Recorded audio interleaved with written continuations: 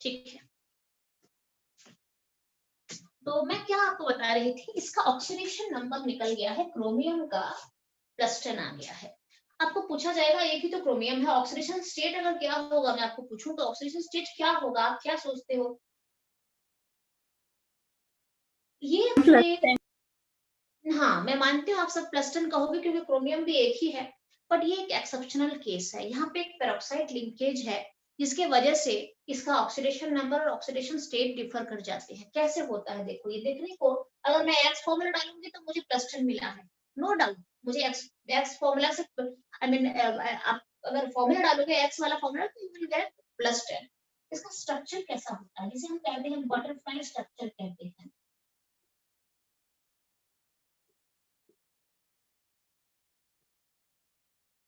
ये है CrO5 का एक्चुअल स्ट्रक्चर। आप मुझे प्लीज स्ट्रक्चर वाइज बता सकते हो क्रोमियम का ऑक्सीडेशन स्टेट कितना बन रहा है?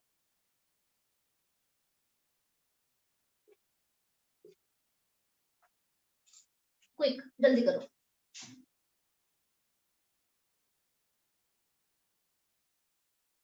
ऑक्सीडेशन नंबर मुझे +10 मिल गया है, ऑक्सीडेशन स्टेट कितना मिल गया? 6। बहुत अच्छा, वेरी गुड, +6 आ गया इसका ऑक्सीडेशन यस स्टेट। मैम +6 आ रहा है। आ गया ना?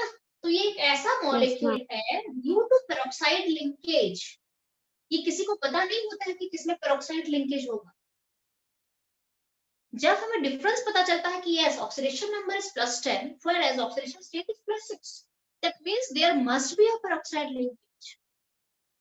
क्रोमियम भी एक है कि मैं एवरेज तो नहीं ले रही हूँ ना, एक ही क्रोमियम है। अगर एक ही क्रोमियम है और अगर पेरोक्साइड लिंकेज नहीं होता तो ऑक्सीडेशन नंबर और ऑक्सीडेशन स्टेट बिल्कुल सेम जाता। बिकॉज यहाँ पे पेरोक्साइड लिंकेज आ रहा है तो यहाँ पे ऑक्सीडेशन स्टेट और ऑक्सीडेशन नंबर डिफरेंट हो गया, ऑक्सीडेशन नंबर +10 आ गया, जबकि इसे कहते हैं butterfly structure of CrO5। This known as butterfly, दिख रहा है ना बटरफ्लाई, नीचे दिख रहा है देखो पूरा, yes it's looking like a butterfly. तो इसको कहा जाता है बटरफ्लाई स्ट्रक्चर, जिससे ये प्रूफ होता है कि पेरोक्साइड लिंकेज यहाँ पे है। ये समझ में आया कि नहीं, +6 कैसे आ गया? Yes ma'am. आ गया। जब इन दोनों को लूंगी तो +1, इन दोनों को लेंगे तो +1, इन दोनों को लेंगे तो +1 और इन दोनों को लेंगे तो +1, तो +4 तो यहाँ पे बन गया। बाकी यहाँ पे डबल बॉन्ड है तो +2 आ जाएगा, +6 हो गया ऑक्सीडेशन स्टेट। क्लियर है? अच्छा, ऐसे और एक भी आपको पेरोक्साइड लिंकेज वाला केस मैं आपको बता सकती हूँ, जो है H2O8 H2SO8। आप निकालो सल्फर का कौन सा ऑक्सीडेशन नंबर बन रहा है, यहां से निकाल के मुझे दिखाओ। सल्फर का ऑक्सीडेशन नंबर कितना बन चुका है यहाँ पे? मैम +7। 16 हो गया। हाँ बोलो बेटा। मैम +7। +7, बहुत अच्छा। ऑक्सीडेशन नंबर सल्फर का यहाँ पे, बिकॉज 2 सल्फर है तो एवरेज निकालते हैं, ऑक्सीडेशन नंबर +7 आ गया है, बट इसका ऑक्सीडेशन स्टेट कितना होगा, किस तरीके से निकालेंगे हम? इसके ऑक्सीडेशन स्टेट, यहाँ पे पेरोक्साइड लिंकेज है, कैसे बनता है देखो, सल्फर लाइक दिस,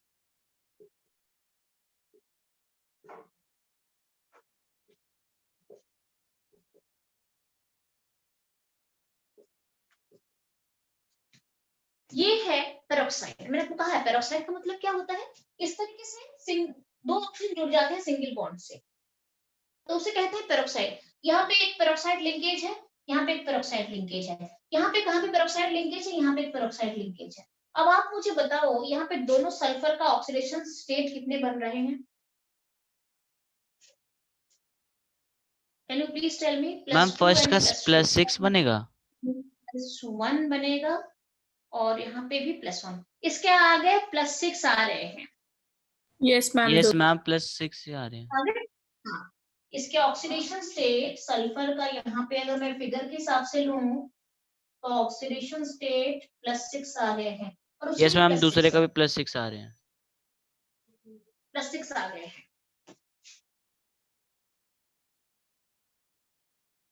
ये रिकॉर्डिंग दे देना। हाँ, हिम सभी को चाहिए ये वाला, फिर उसे बहुत दिक्कत हो जाएगी यस बाद में। मैम, मैं रोज की भेज देता बहुत हूँ। रेगुलर स्टूडेंट है वो, बहुत रेगुलर है वो, कभी मिस नहीं करता है। अच्छा, तो दोनों का +6 हो गया ऑक्सीडेशन स्टेट। अब इसका एवरेज कितना आएगा? वो भी +6 आएगा ना। Yes.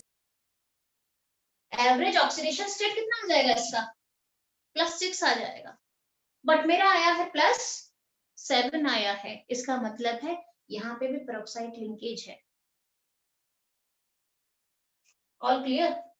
मैम अच्छा। लेकिन हमें पता कैसे से नहीं, ये बहुत मुश्किल है बताना। आप कैसे बताओगे? आपको स्ट्रक्चर, दुनिया में कौन सा ऐसा बच्चा है जिसको सारे कंपाउंड का स्ट्रक्चर पता होता है? ये नॉलेज है, आप धीरे धीरे पढ़ते पढ़ते, इसका स्ट्रक्चर आपका क्लास 12 में है। क्लास 12 के पी ब्लॉक एलिमेंट में आप ये प्रॉपर स्ट्रक्चर पढ़ोगे। ऑक्सो एसिड्स ऑफ सल्फर इसे कहते हैं, ऑक्सो एसिड्स ऑफ सल्फर कहते हैं। दिस इज आपका peroxo disulphuric acid, also known as Marshall salt कहते हैं इसको, मार्शल एसिड कहते हैं। ठीक है, तो ये सारे पढ़ोगे आप क्लास 12 में। मैं आपको जितना है नॉलेज में वो आपको बता रही हूँ, अभी इतना जान लो। थोड़ा बहुत ऐसा होना चाहिए कि क्वेश्चन आए एग्जाम में तो आपको लिखना आना चाहिए। आपको CrO5 दे देंगे और बोलेंगे ऑक्सीडेशन स्टेट निकालो, अगर आप +10 लिख के आओगे तो गलत हो जाएगा ना। आपको बोलेंगे CrO5 का ऑक्सीडेशन स्टेट पूछा जाएगा एग्जाम में, और आप लिख के आओगे +10 तो गलत हो जाएगा। ऑक्सीडेशन स्टेट तो +6 निकल रहा है। All clear? आपको यहाँ पे पूछा जाएगा what is oxidation number of sulphur here +7 and what is oxidation state of sulphur +6 आ गया। अच्छा, ये तो हो गया मेरा, हमने ऑक्सीडेशन स्टेट नंबर के बाद के बारे में जान लिया है। अब आप मुझे बताओ, अब आप क्या करना चाहते हो? कुछ आपका डाउट है जो आज के पेपर में है, कुछ क्लियर करना चाहते हो? क्योंकि इसका नेक्स्ट जो टॉपिक है ना, टाइप्स ऑफ रिएक्शन, जिसके अंदर कॉम्बिनेशन है, डिकम्पोजिशन होगा और डिस्प्लेसमेंट होगा और एक डिस्प्रोपोर्शनेशन रिएक्शन भी होगा। मैम ये ये 4 10th में भी तो था। कौन सा? हाँ हाँ, वो जो तुम्हारा था वो था, वो कॉम्बिनेशन डिकम्पोजिशन तो हर क्लास में, वो क्लास मेरे ख्याल से 9 से भी बच्चों को पता होता है कि ये कॉम्बिनेशन क्या है, डिकम्पोजिशन क्या है। बट यहाँ पे मेन जो हमारा है थोड़ा दूसरे तरीके से हम पढ़ेंगे, थोड़ा लेवल उसका बढ़ जाएगा आपका जो स्टडी का जो आप पढ़ोगे। और इसमें डिस्प्रोपोर्शनेशन रिएक्शन है जो आपके लिए एक नया टॉपिक होगा। ठीक है, तो इसके ऊपर कभी ज्यादा क्वेश्चन तो आया नहीं है, बट मैं स्किप करना नहीं चाहती हूँ टॉपिक को। डिस्प्रोपोर्शनेशन तो बहुत इंपॉर्टेंट है। ठीक है, तो आप बाकी अगर नोट से पढ़ लोगे, जैसे आपको मैं बोल रही हूँ डिस्प्रोपोर्शन जो डिस्प्लेसमेंट वगैरह या कॉम्बिनेशन अगर आप पढ़ लोगे तो बाकी मैं खाली डिस्प्रोपोर्शनेशन समझा दूंगी आपको तब भी चलेगा। बाकी अगर आप खुद पढ़ सकते हो तो सीधे हम डिस्प्रोपोर्शनेशन में चलेंगे। ठीक है, तो अच्छा चलो, कोई कोई दिक्कत नहीं, मैं आपको 2-3 करा देती हूँ।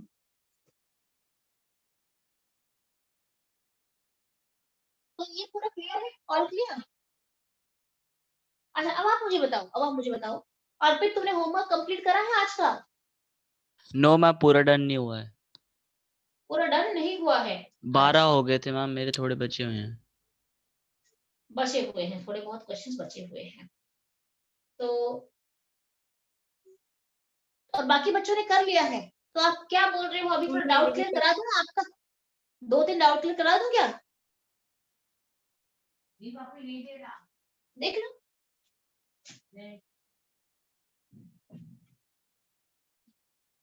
जैसे कि चलो मैं आपको 2-3 चीजें आज पढ़ा देती हूँ, तो मुझे थोड़ा सा कोर्स भी खत्म करना है ना, कंप्लीट करना है। आप अपने डाउट निकाल के रखना मुझे कभी क्लास पे। और मैं ये चाहती हूँ सारे बच्चे करें, दिवाली में खत्म कर लिया सारा? Yes ma'am.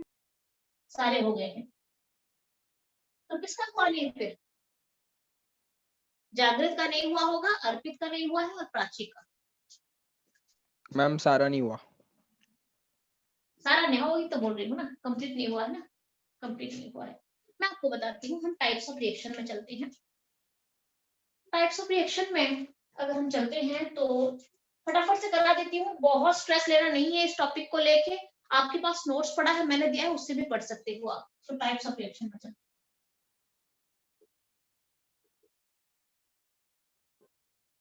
Types of reaction में हम क्या क्या पढ़ने वाले हैं? हम पढ़ने वाले हैं आपका कॉम्बिनेशन रिएक्शन है,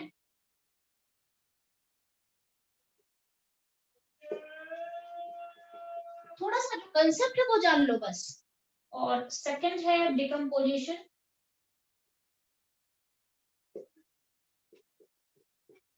थर्ड है हमारा डिस्प्लेसमेंट,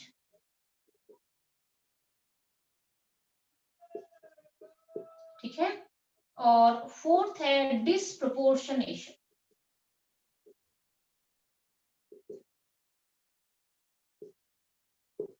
डिस्प्रोपोर्शनेशन रिएक्शन, ठीक है, इजी टॉपिक है, डिफिकल्ट बिल्कुल भी नहीं है। मैं आपको एक चीज बता देती हूँ, पहले में चलते हैं, वन बाय वन में यहाँ पे करा देती हूँ, ट्राई करके खत्म करा देते हैं। कॉम्बिनेशन रिएक्शन किसे कहते हैं? अच्छा, कॉम्बिनेशन रिएक्शन के बारे में आप सबको पता है, जब दो चीजें कंबाइन करते हैं और तीसरा चीज बनता है तो हम उसे कहते हैं कॉम्बिनेशन रिएक्शन, ठीक है। जैसे कि 2H2 plus O2 will give me 2H2, ये कॉम्बिनेशन रिएक्शन है,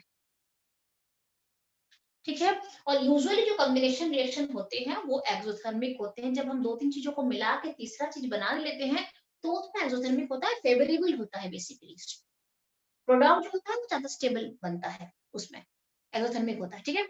दूसरी बात, 2H2 plus O2 gives 2H2 is a combination reaction, दो चीजें कंबाइन करके तीसरी चीज यहाँ पे बन रही है। अच्छा, क्या कंडीशन है कि कॉम्बिनेशन रिएक्शन रिडॉक्स होगा? Combination reaction as redox reaction, इसके लिए कौन सा कंडीशन है जिससे कि आपको पता चलेगा कि एक कॉम्बिनेशन रिएक्शन रिडॉक्स रिएक्शन है? अब आप मुझे बताओ, ये रिएक्शन रिडॉक्स है कि नहीं है? हम है मैम। मैम है। बिल्कुल है। यहाँ पे ऑक्सीडेशन नंबर 0 है, यहाँ पे ऑक्सीजन का ऑक्सीडेशन नंबर 0 है, यहाँ पे हाइड्रोजन का ऑक्सीडेशन नंबर +1 है और यहाँ पे ऑक्सीजन का -2 है। साफ दिख रहा है, हाइड्रोजन जो है 0 से +1 में चला गया है, मतलब हाइड्रोजन जो है ये ऑक्सीडेशन पे चला गया है, और ऑक्सीजन का ऑक्सीडेशन नंबर 0 से घट के -2 में चला गया है, तो ऑक्सीजन जो है ये यहाँ पे रिडक्शन में चला गया है। तो बिकॉज एक ही रिएक्शन के अंदर एक स्पीसीज का ऑक्सीडेशन हो रहा है जबकि दूसरे स्पीसीज का रिडक्शन हो रहा है, that means this is a redox reaction. अच्छा, दैट मींस कॉम्बिनेशन रिएक्शन को रिडॉक्स बनने के लिए एक कंडीशन होता है। कौन सा कंडीशन है? कंडीशन ये है कि अगर एक कॉम्बिनेशन रिएक्शन में जो रिएक्टेंट्स है उसमें से एटलीस्ट एक को एलिमेंट्री फॉर्म में रहना बहुत जरूरी है, तब जाके वो रिडॉक्स रिएक्शन बनेगा। क्या कंडीशन है? मैंने आपको बताया, अगर कॉम्बिनेशन रिएक्शन है तो जो दोनों रिएक्टेंट होंगे उसमें से मिनिमम एटलीस्ट एक रिएक्टेंट को एलिमेंट्री फॉर्म में रहना बहुत जरूरी है। दोनों भी एलिमेंट्री फॉर्म में रह सकते हैं तब जाके वो रिडॉक्स रिएक्शन बनेगा। आप मुझे बताओ, यहाँ पे दोनों के दोनों एलिमेंट्री फॉर्म में है कि नहीं है?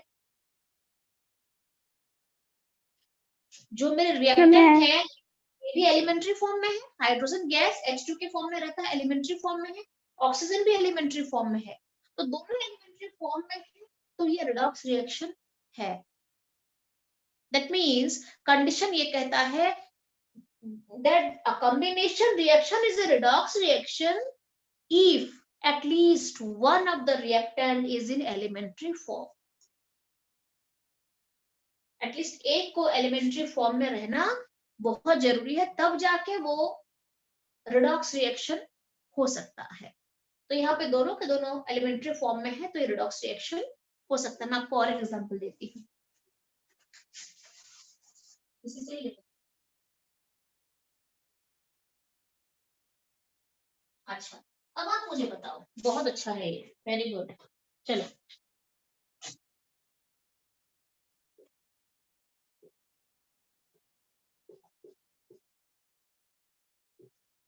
ठीक है, ठीक है, ये भी कॉम्बिनेशन रिएक्शन है, दो चीजें कंबाइन करके फिर थर्ड और फोर्थ चीजें बना रहे हैं, ये भी कॉम्बिनेशन रिएक्शन, दो चीजें कंबाइन करते हैं फिर ये बनता है, तो उसे कॉम्बिनेशन रिएक्शन। मुझे आपको और एक बात बताओ, यहाँ पे इस क्वेश्चन में आपको मैं दे रही हूँ कि ये भी दो चीजें कंबाइन करते हैं और फिर ये चीजें बनते हैं, तो इस ऑल्सो कॉम्बिनेशन के अंदर मैं इसे ले सकती हूँ। Is it a redox reaction? Yes, ma'am. Yes, ma'am. This is a redox reaction. कैसे पता चला कि redox reaction है? आपको देखना नहीं पड़ेगा, मैंने आपको कंडीशन बता दिए हैं। क्या बताए हैं? combination reactions are redox reaction if at least one or all the species of the reactants are in elementary form. at least एक हो या उससे ज्यादा भी हो सकता है, at least एक को elementary form में रहना बहुत जरूरी है, तब जाके वो redox reaction कहलाएगा। जैसे ऊपर में हमने देखा कि दोनों के दोनों reactant redox है। ऑक्सीजन जो है मैम एलिमेंट्री में है। ठीक है, अब यहाँ पे चेक करो, ऑक्सीजन एलिमेंट्री फॉर्म में है। Yes ma'am. कॉम्बिनेशन में एलिमेंट्री 100% रिडॉक्स होगा, आप चेक कर लो रिडॉक्स होगा। यहाँ पे ऑक्सीजन का बनता है -4 और हाइड्रोजन का बनता है +4, यहाँ पे ऑक्सीजन का बनता है 0, यहाँ पे कार्बन का बनता है +4, ऑक्सीजन का -2, यहाँ पे +1 और -2 बनता है। आप चेक करो, कार्बन जो है वो -4 से +4 में चला गया है, मतलब ऑक्सीडेशन में चला गया है, और ऑक्सीजन जो है वो 0 से -2 में चला गया है, इसका मतलब है ये रिडक्शन में चला गया है। That is, this is a redox reaction, oxidation भी हो रहा है, रिडक्शन भी हो रहा है। आप बिना निकाले कैसे बोल सकते हो, बिना ऑक्सीडेशन नंबर लिखे? आपको मैंने लॉजिक बता दिया है, क्या है? दोनों या तीनों जितना भी आपका रिएक्टेंट है उसमें से एक को एलिमेंट्री फॉर्म में होना बहुत जरूरी है। आपको सोचना नहीं है, सीधा रिडॉक्स बना देना उसे। All clear? Yes ma'am. हो गया? अच्छा, अब आपको मैं और एक एग्जांपल दे रही हूँ।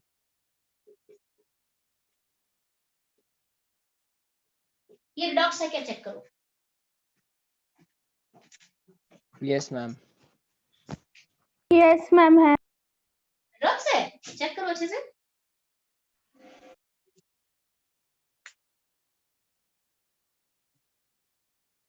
बट मैम ये कॉम्बिनेशन रिएक्शन मैंने क्या बोल रही हूँ। मैम ये डिकम्पोजिशन रिएक्शन में आ जाता है मैम।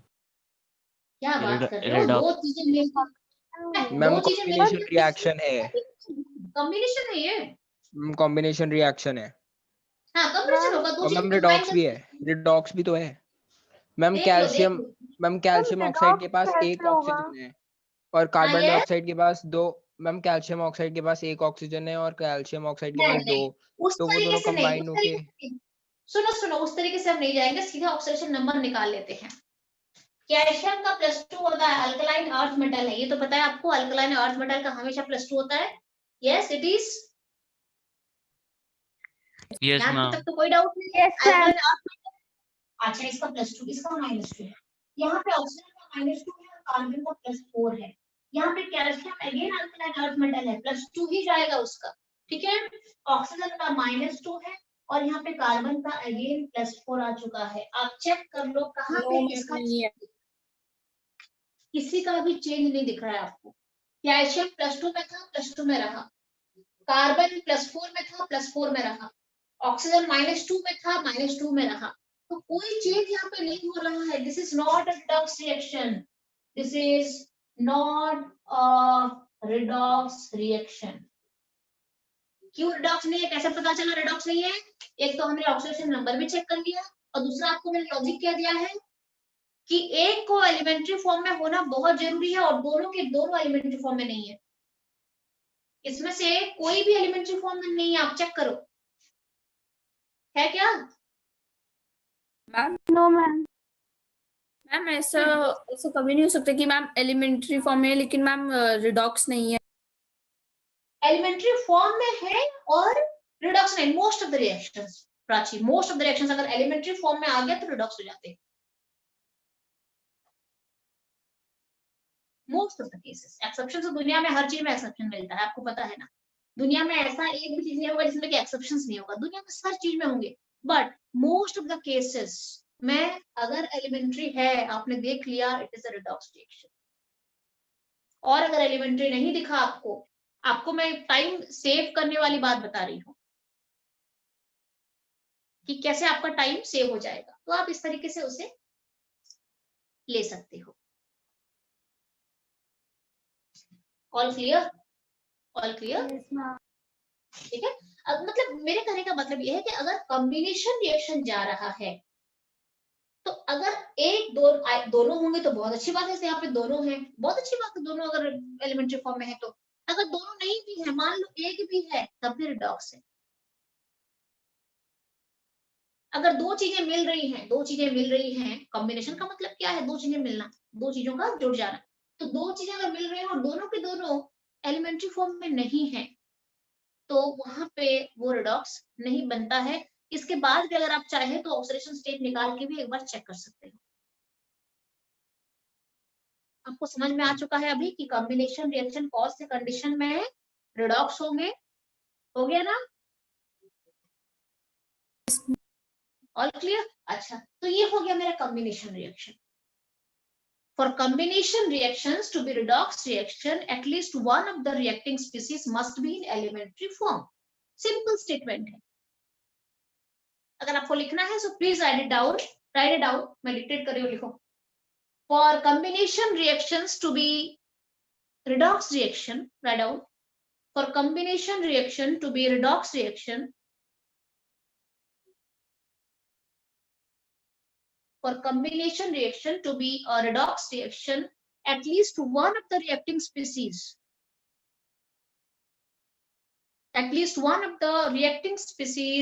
must be एटलीस्ट के in बाद आपने क्या बोला ma'am? for combination reaction to be redox reaction, at least one of the reacting species must be in elementary form.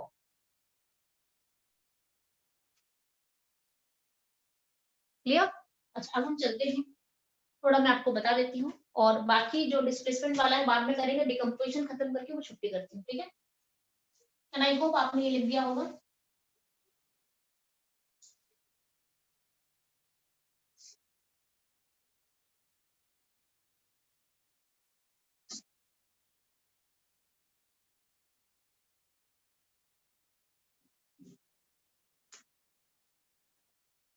अच्छा, अब हम चलते हैं second one, decomposition.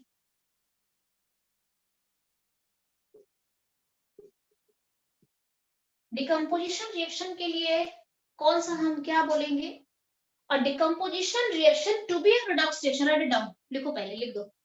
A decomposition reaction to be a redox reaction,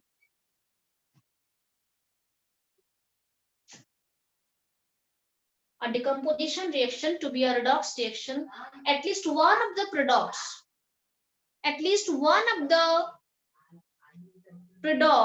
must be in elementary form. At least one of the products formed must be in elementary form.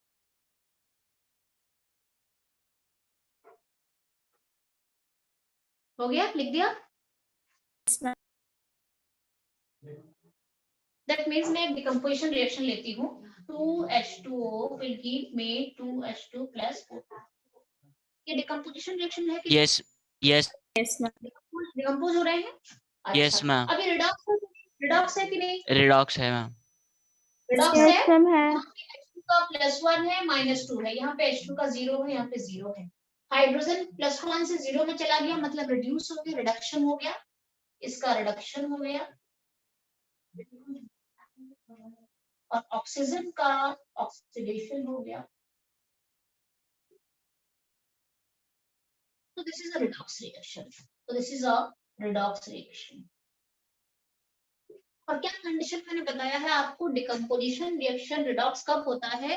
अगर वो at least one of the product formed must be in elementary form. जो product form हो रहे हैं वो उसमें से at least एक को एलिमेंट्री फॉर्म में होना बहुत जरूरी है। और यहाँ पे आप देख रहे हो दोनों के दोनों एलिमेंट्री फॉर्म में है। बहुत अच्छी बात है, अगर दोनों एलिमेंट्री फॉर्म है तो और अच्छी बात है। ये 100% रिडॉक्स रिएक्शन हो जाएगा। मैम शो करने की जरूरत है कि कौन रिडक्शन में कौन ऑक्सीडेशन में है? ये डायरेक्ट लिख सकते हैं नहीं, रिडॉक्स रिएक्शन। अगर आपको पूछा जाएगा ना कि एग्जाम में दे देंगे रिएक्शन और बोलेंगे prove that this is redox reaction, तो आपको ऐसे लिख के दिखाना पड़ेगा। खाली अगर आप बोल दोगे ऑक्सीडेशन नंबर को ऐसे दिखा दोगे और रिडॉक्स रिएक्शन है लिख दोगे तो नहीं, आपको यहाँ पे दिखाना पड़ेगा कौन ऑक्सीडेशन में जा रहा है, कौन रिडक्शन में जा रहा है। दिखाने के बाद आपको लिखना है नीचे, बिकॉज दोनों साइमल्टेनियसली हो रहे हैं, this is a redox reaction. ठीक है, आपको और एक दे रही हूं मैं।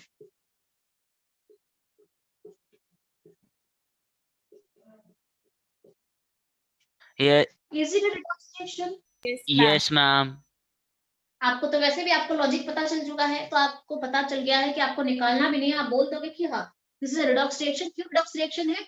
एक तो डिकम्पोजिशन हो रहा है और साथ में डिकम्पोजिशन जो प्रोडक्ट है उसमें से एक एलिमेंट्री फॉर्म में है।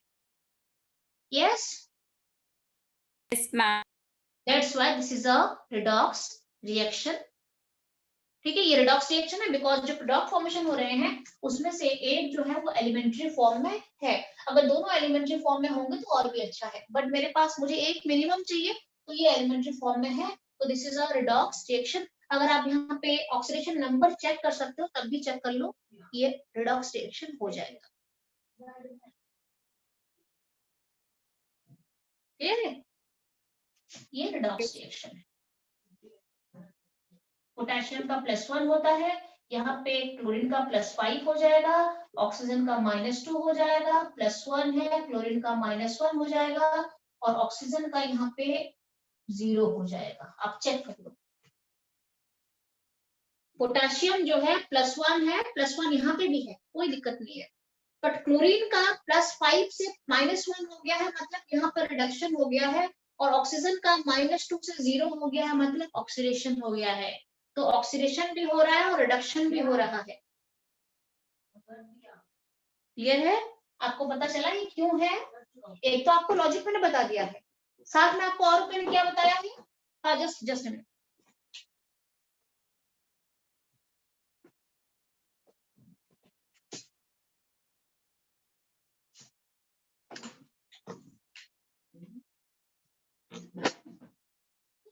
ठीक है ना? ओके, तो ये मैंने आपको बता दिया है।